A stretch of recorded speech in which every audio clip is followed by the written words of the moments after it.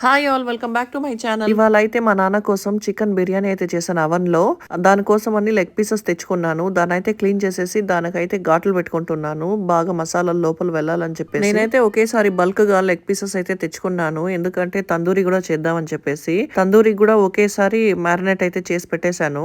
Chicken biryani recipe అయితే ఇంతకుముందు వీడియోలో పోస్ట్ చేసున్నాను చూసేయండి. తందూరి రెసిపీ అయితే ఇంక ముందు వీడియోలో అయితే చేసి డీటెయిల్‌గా పోస్ట్ చేస్తాను.